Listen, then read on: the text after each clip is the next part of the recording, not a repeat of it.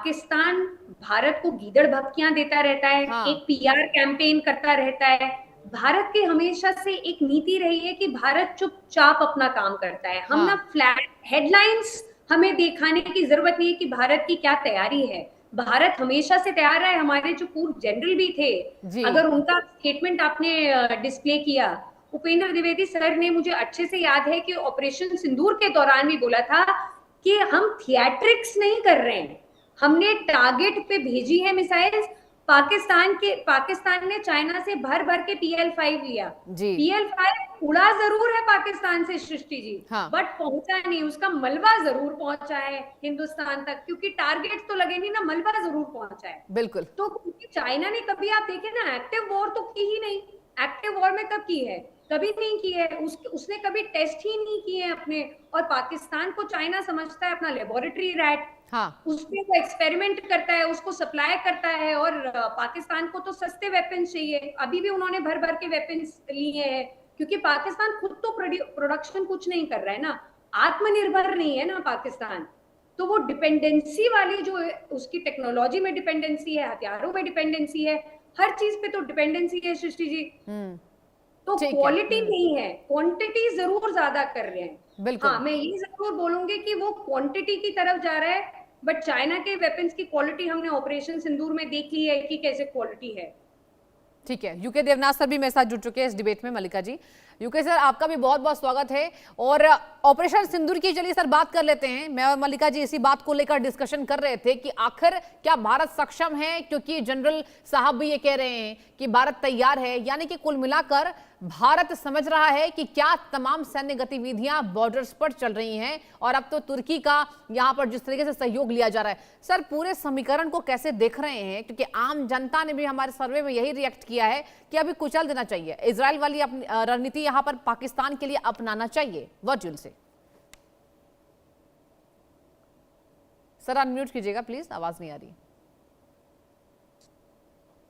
सृष्टि जी, इसमें कोई जी। शक नहीं है कि आम जनता की भावनाओं का आदर करना चाहिए। जी। देखिए, जो दो देशों के बीच में संपर्क होते हैं, हम्म। उसमें विदेश नीति में एक बहुत बड़ा हिस्सा होता है धैर्य।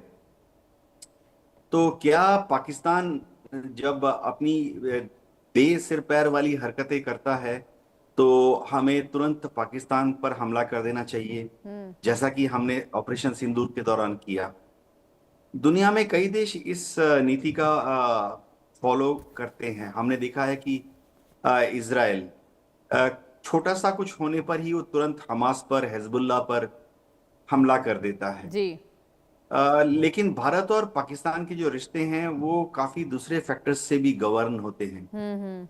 भारत में हम यकीन करते हैं कि एक दिन पाकिस्तान से बातचीत करते करते एक ऐसा पाकिस्तान हम देखेंगे, हमारे जीवन काल में ही देखेंगे, जो कि चलो भारत का शायद दोस्त ना हो, लेकिन दुश्मन भी नहीं होगा।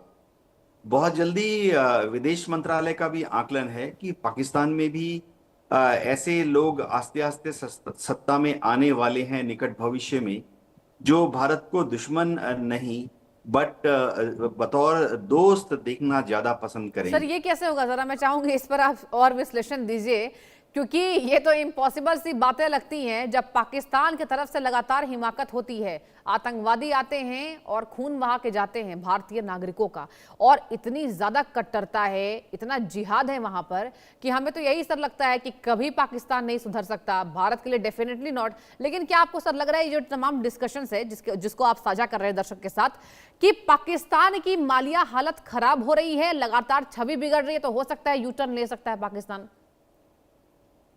देखिए, अगर हम पाकिस्तान पर हमला करते हैं, हाँ। तो जाहिर बात है कि उसमें हमें टेम्पररी रिलीफ मिलता है, टैक्टिकल विक्ट्री मिलती है। जी। ऑपरेशन सिंदूर के बाद हाँ। भारत की फौज को बहुत बड़ी सफलता मिली। हम्म। लेकिन ना भूलिए कि इससे पाकिस्तान में जो मिलिट्री है वो बहुत खुश हुई है। हम्म।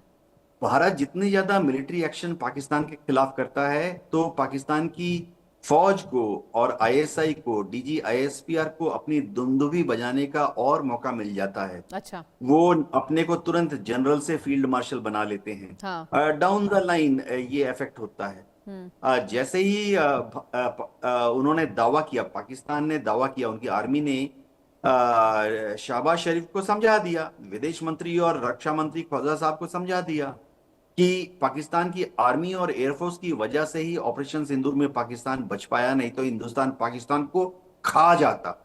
तो इसके बाद से आप देखिए पिछले एक साल में इस वाले लॉजिक का इस्तेमाल करके आसिम मुनीर ने अपने को कहां से कहां बना चढ़ा लिया है। पिछले एक साल में वो ना सिर्फ फील्ड मार्शल बने, वरन आजकल पाकिस्तान की आसिम मुनीर जो हैं उनके विदेश मंत्री प्लस डिफेंस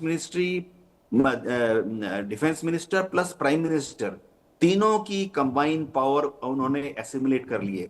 और तो और पिछले एक साल में उन्होंने कॉन्स्टिट्यूशनल अमेंडमेंट भी करा दिया है, जिसमें कह दिया है कि सुप्रीम कोर्ट जो है पाकिस्तान की आर्मी के खिलाफ कोई सुमोटो केस नहीं ले सकता। उन्होंने सुप्रीम कोर्ट में ऐसा कर दिया है कि अगर पाकिस्तान की आर्मी के खिलाफ कोई केस है तो उसके लिए एक पैरेलल कोर्ट बनाया जाएगा। और तो और उन्होंने ये भी कह दिया है कि सुप्रीम कोर्ट जो भी विचार देती है यानी डिसीजन देती है, आर्मी उसको रिव्यू के लिए ले जा सकती है अगर वो नेशनल सिक्योरिटी से कंसर्न्ड है। तो ये सब पावर उन्होंने कैसे अख्तियार किया? क्योंकि हमने ऑपरेशन सिंदूर किया, हाँ। तो वह उसको मैनिपुलेट करने में सक्सेसफुल हो गया कि भारत के इतने बड़े हमले को सिर्फ आसिम मुनीर और पाकिस्तान की आर्मी और एयरफोर्स ने ही पाकिस्तान की प्रतिष्ठा रखी। जी ठीक है मल्लिका जी, आई कम टू यू। अगर बात करते हैं, देखिए इस बाबत ईरान का भी बयान वायरल हो रहा है, हालांकि ईरान की तरफ से कोई सफाई इस पे नहीं आई है कि इशाक डार ने धन्यवाद किया है। और जिस तरीके से यहां पर जानकारी ये मिल रही है कि भारत के खिलाफ पाकिस्तान ने जो किया ऑपरेशन सिंदूर के वक्त पर ईरान ने साथ दिया था, तो क्या लगता है मल्लिका जी ये बयान जो है वो फिजूल है या इसमें सच्चाई हो सकती है, क्योंकि ईरान ने कोई सफाई पेश नहीं की है? सुश्री, सबसे पहले तो एक लास्ट चीज ऐड करना चाहूंगी। हाँ। जो सर ने बताया उसमें देखिए, पाकिस्तान आर्मी और काफी इंटेलिजेंस रिपोर्ट्स ये सजेस्ट कर रही हैं कि 25 करोड़ रुपए खर्च किए गए हैं। और जैशे मोहम्मद एक टेरर ऑर्गेनाइजेशन है, यूएन डेजिग्नेटेड टेरर ऑर्गेनाइजेशन है, यूएस डेजिग्नेटेड टेरर ऑर्गेनाइजेशन है, और पाकिस्तानी आर्मी और पाकिस्तानी इंटेलिजेंस आईएसआई ने दोनों ने इसके खिलाफ कहीं ना कहीं हम देख रहे हैं एक ब्लाइंड आई टर्न कर दी है। तो कहीं ना कहीं ये जो मरकज कॉम्प्लेक्स है जो उठते हुए आया है, उसका रिफर्बिश जो हुआ है वो पाकिस्तान आर्मी द्वारा ही स्पॉन्सर किया गया है। दूसरी बात, जब आपने बताया कि ईरान का कहना है, देखिए ईरान और भारत के रिलेशंस कहीं ना कहीं हम देख रहे हैं कि भारत एक ऐसे थ्रेड में चल रहा है जहां पर वो डायलॉग और डिप्लोमेसी कर रहा है। हमने वेस्ट एशिया की वॉर में भी देखा कि हम किसी का सपोर्ट खुल के नहीं कर रहे हैं। बिल्कुल। हम ईरान के जब सुप्रीम लीडर थे, उनका जब जनाजा निकला था तो भारत का डेलीगेशन भी गया था। इनफैक्ट हमारे एमओएस एमईए गए थे, पवित्र मार्गरीटा जी गए थे, उसमें भारत का पूरा डेलीगेशन उसमें शिरकत हुआ था। कहीं ना कहीं हम देखते हैं कि ईरान ने one of the few countries जिसको स्ट्रेट ऑफ हॉर्मुज से अर्ली डेज में पास होने दे रहा था, तो हमारे जहाज भी पास होने दे रहा था। तो ईरान का ये कहना, देखिए पाकिस्तान का काम है फेक नैरेटिव्स फैलाना। पाकिस्तान खुद ही चूज नहीं कर पा रहा है कि वो डिफेंस पैक्ट अपना है जो पिछले साल उसने साइन किया और इस साल भी साइन किया सऊदी अरेबिया से, जो ईरान का दुश्मन है। और ईरान में भी अभी हम देख रहे हैं आसिम मुनीर गए, तो ये वो हिपोक्रेसी, फेक नैरेटिव वो फैलाता है ताकि वो जो अपनी टेरर फैक्ट्री है उसको कहीं ना कहीं छुपा सके, कहीं ना कहीं भारत के जो रिश्ते, मजबूत रिश्ते हैं, उन पर क्वेश्चन कर सके। तो ऐसा ईरान द्वारा कभी कहा नहीं गया है। और हमने देखा, बिल्कुल हमने देखा कि ऑपरेशन सिंदूर में भी हमने देखा कि ईरान का झुकाव थोड़ा सा पाकिस्तान की तरफ था, बट कहीं ना कहीं हमने देखा कि ईरान का अब जो झुकाव है कहीं ना कहीं वो भारत को भी देखता है, भारत को भी भारत से भी मध्यस्थता की उम्मीद भी कर रहा था इनफैक्ट ईरान बीच में। और हमने काफी सारी ह्यूमैनिटेरियन एड भी भेजी है ईरान। ठीक है मलिक, हाँ। ये कहना कि अच्छा आईआरजीसी ने ये कमेंट किया है, इसे पाकिस्तान का फेक नैरेटिव फैलाने की काफी सालों से आदत है। ठीक है मल्लिका जी, आप डिबेट में जुड़ी, बहुत शुक्रिया आपका जुड़ने के लिए। और युवा देवनाथ, आप रहिए जरा, एक बड़ी खबर सामने आ रही है, आपसे ही मैं जानकारी लूंगी।